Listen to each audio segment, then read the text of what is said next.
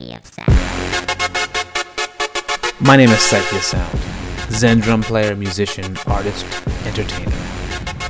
Now, I get asked a lot of questions about my Xendrone.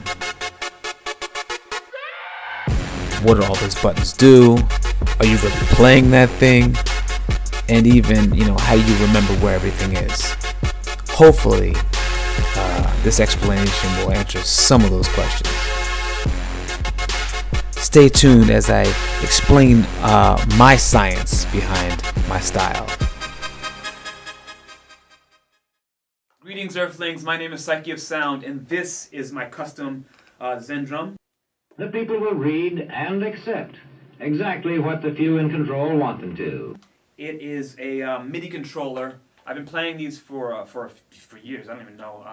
My first one, my mother bought me for my college graduation, and I just been addicted to them way before I got one. But this is my custom model. What that means is my button layout, my paint job, everything on this model is customized to me. It's a one-off for that matter.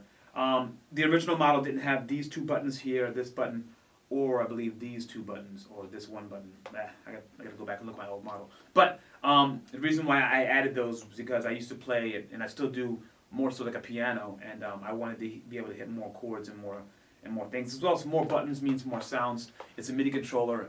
One of the main reasons that I bought it, because it had no sounds on board, which excited me. Maybe it doesn't excite everyone else, but for me it excited me because it was an opportunity to put whatever I wanted on it. Coming from a hip hop background, and I make a lot of my music, if not all my music, on MPC beat machines.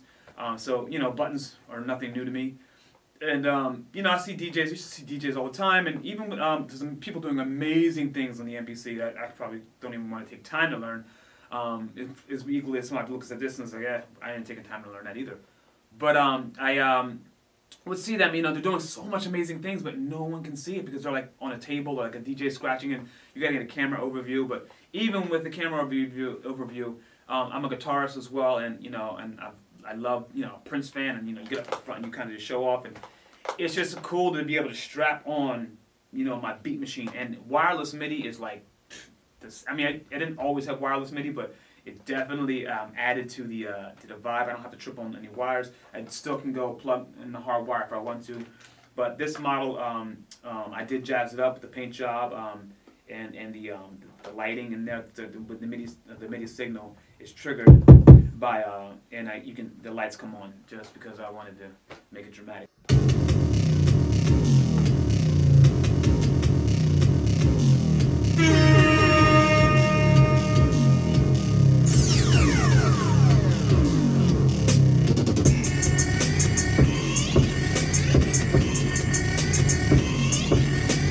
I must learn their secret.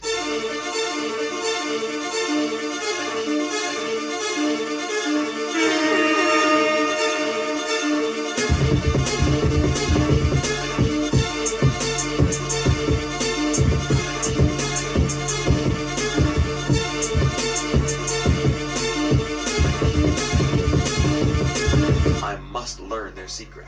To break down my style of playing,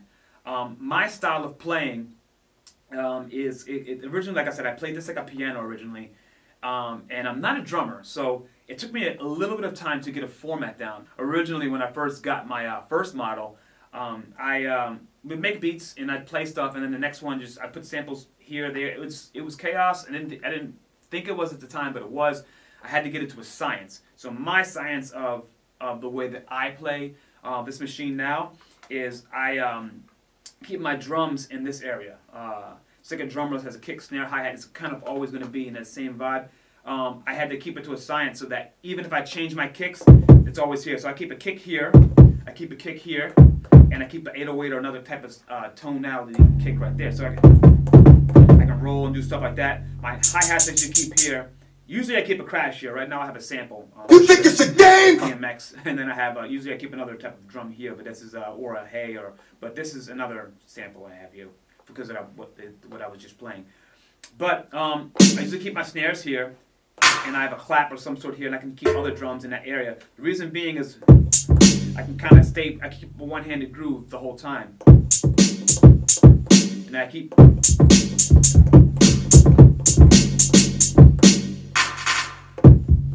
whatever. So I'm able to kind of stay here with this. Now what that allows me to do is keep this hand for, even though I'm doing the kick with this hand and rolling, I still am able to trigger a sample. So I usually keep my samples in this area. I like to keep my starting sample here or here. And then I keep my grooves or whatever. If I chop up a sample from another record, or I'll play something and chop it up and lay it in Ableton, which is I'm using right now. I've used different programs, but right now for my Xendrone, I'm pretty much using Ableton for everything. And I just assign it. I assign, that's the beauty of MIDI controllers. You can assign it to wherever you want to be. It can be do, re, fa, it can be do, re, mi, whatever. Your note is for piano, but if it's a sample, you can just tell it, you can tap the button, assign it to that button, and then that's where it is. So I like to also keep my other samples here so I can hit, boom, boom, I can hit a sample and play that. So for example, I always have a kill switch, because a kill switch, it gets annoying when you have something that's, playing and you want to stop it. So I have a DJ sound, which is kind of cool because I can also act like I'm breaking it in. So The people will read and accept. So yeah, I'm able to just trigger samples and stop them when I want to. I can put a no sound. I can give it blank. I chose a DJ sound there, a scratch of some sorts. But I'm able to also, if I put them on the same channel and cancel them out, I'm able to run beats, different beats.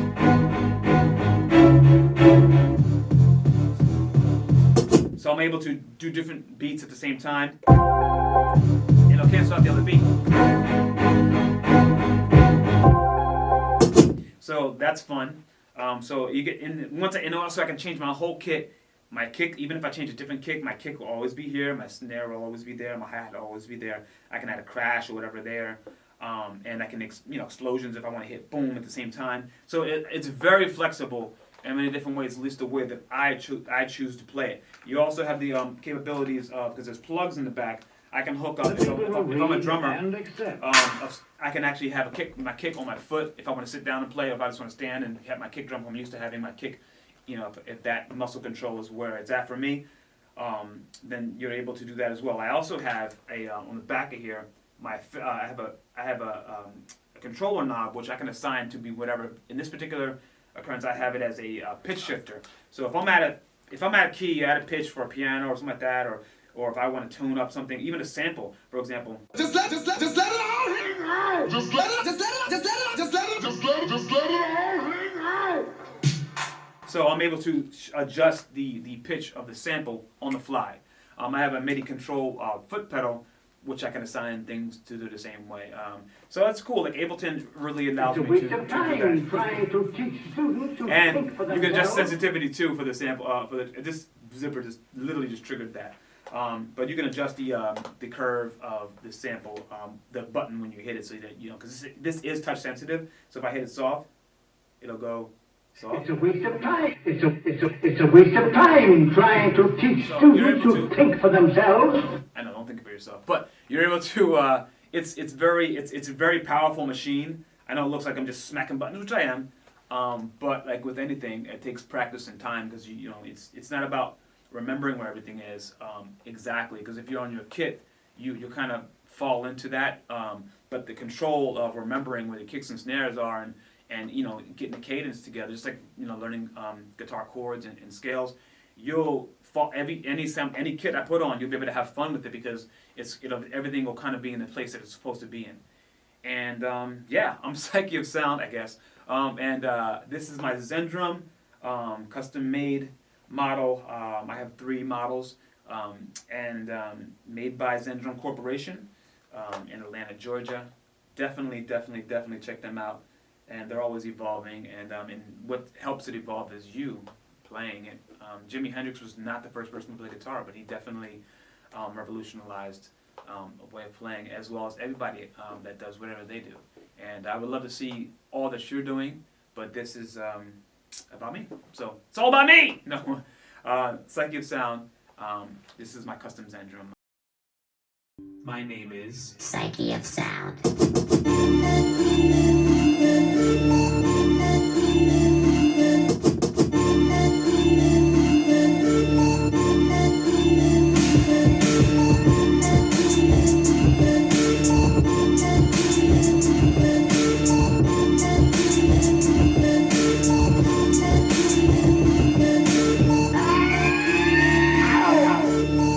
thing that I like to do when I'm playing this, which allows me to do so, especially when they have long samples, is I'm an entertainer, so I add the flair. I would love to get a some sort of like air controller on here one day, but I'll do things like it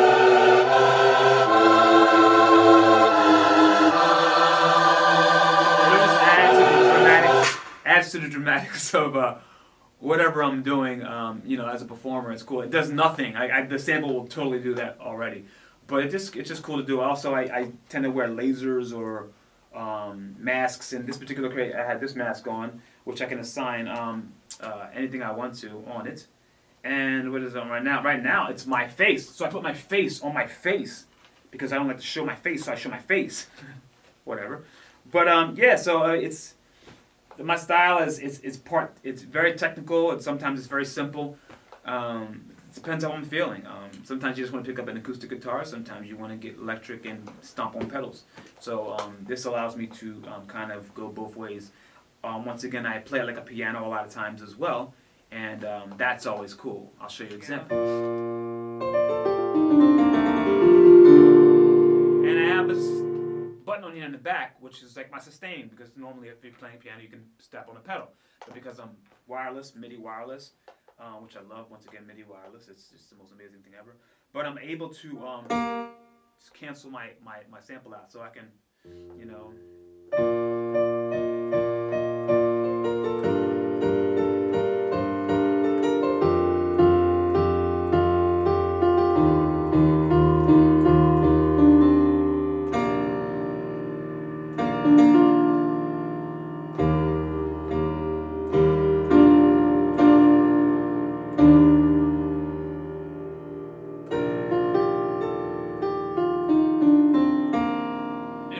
So, as you see, this thing is very, very versatile. Your imagination propels it, and check it out. Xendrone.com, Psyche of Sound.